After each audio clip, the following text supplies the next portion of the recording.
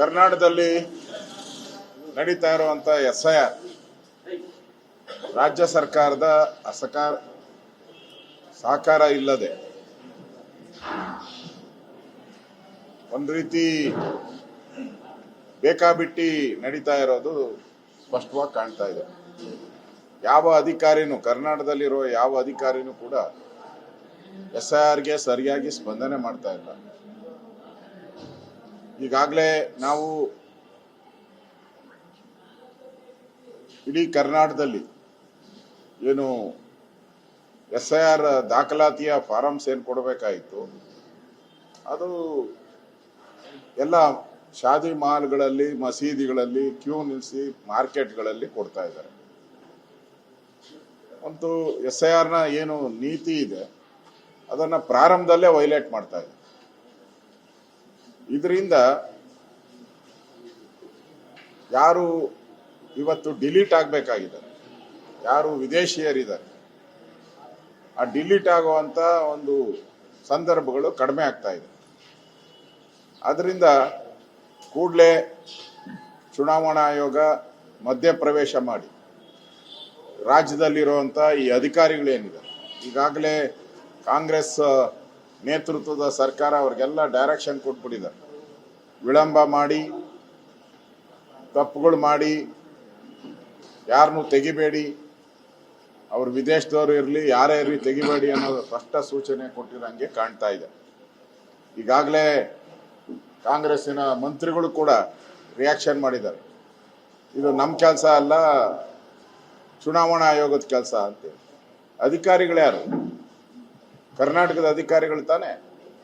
ಅವ್ರನ್ನ ಸಭೆ ಮಾಡಿ ಅವ್ರಿಗೆಲ್ಲ ಏನ್ ಡೈರೆಕ್ಷನ್ ಕೊಟ್ಟಿದ್ದಾರೆ ಇವತ್ತು ಜಗತ್ ಜಾಹೀರಾತು ಆಗ್ಬೇಕದು, ಗೊತ್ತಾಗಬೇಕು ಜನಕ್ಕೆ. ನೀವು ಮಾಡ್ತಾ ಇರೋ ಕುತಂತ್ರದಿಂದ ಇವತ್ತು SIR ಹಳ್ಳ ಹಿಡಿತಾ ಇದೆ. ಅದಾಗಬಾರ್ದು.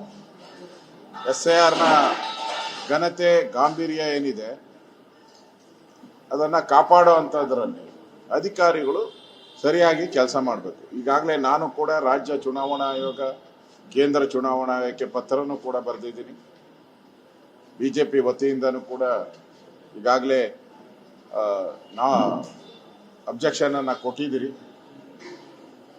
ಈ ಎಲ್ಲ ದೃಷ್ಟಿಯಿಂದನೂ ಕೂಡ ಕೂಡಲೇ ಕೇಂದ್ರ ಚುನಾವಣಾ ಆಯೋಗ ಇಲ್ಲಿ ಅಧಿಕಾರಿಗಳ ಮೇಲೆ ಶಿಸ್ತಿನ ಕ್ರಮ ತೆಗೆದುಕೊಳ್ಬೇಕು. ಯಾವ್ಯಾವ ಅಧಿಕಾರಿಗಳು ಈ ತರ ಎಲ್ಲ ಮಾಡಿದಾರೋ ಅವ್ರನ್ನೆಲ್ಲ ಕೂಡಲೇ ಸಸ್ಪೆಂಡ್ ಮಾಡಬೇಕು. ಮತ್ತೆ ಯಾವುದು ಈ ತರ ಆದಿ ಬೀದಿಗಳಲ್ಲಿ, ರಸ್ತೆಗಳಲ್ಲಿ ಕೊಟ್ಟಿರುವಂತದ್ದೆಲ್ಲ ಪುನರ್ ದಾಖಲಾತಿಗಳನ್ನ ಮಾಡಬೇಕು ಅನ್ನೋ ಆಗ್ರಹವನ್ನ ಮಾಡ್ತಾ ಇದ್ದೀವಿ. ಪಶ್ಚಿಮ ಬಂಗಾಳದಲ್ಲಿ ಕೂಡ ಇದೇ ರೀತಿ ಆಗಿತ್ತು. ಆಗ ಬೇರೆ ರಾಜ್ಯದಲ್ಲಿ ಅಧಿಕಾರಿಗಳನ್ನ ಇಲ್ಲೂ ಅದನ್ನೇ ಇಲ್ಲೂ ಕೂಡ ನಾವು ಆಗ್ರಹ ಮಾಡ್ತೀರಿ.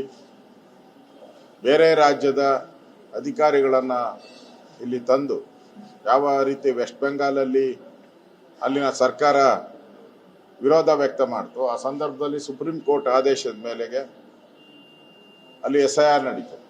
ಇಲ್ಲೂ ಕೂಡ ಅದೇ ರೀತಿ ನಡೆದ್ರೆ ಯಾರು ಭಾರತೀಯರಿದ್ದಾರೆ ಅವ್ರಿಗೆ ಪೌರತ್ವ ಸಿಗುತ್ತೆ. ಇಲ್ಲ ಅಂತ ಹೇಳಿದ್ರೆ ಈಗಾಗಲೇ ಕರ್ನಾಟಕದಲ್ಲಿ ಸುಮಾರು 20 ಲಕ್ಷಕ್ಕೂ ಹೆಚ್ಚು ಬಾಂಗ್ಲಾದೇಶದವ್ರು ಇದ್ದಾರೆ ಅಂತ ಮಾಹಿತಿ.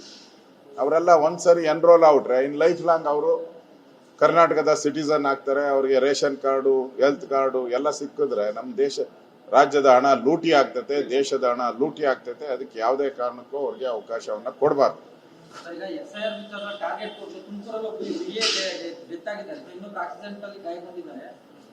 ವರ್ಗಾವಣೆ ಮಾಡಬೇಕು ಅಂತ BAಗಳು ಕಂದಾಯ ಇಲಾಖೆ ಅಧಿಕಾರಿಗಳು ಧರಣಿ ಮಾಡ್ತಾ ಇದ್ದಾರೆ. ಮಾಹಿತಿ ತಗೊಂಡು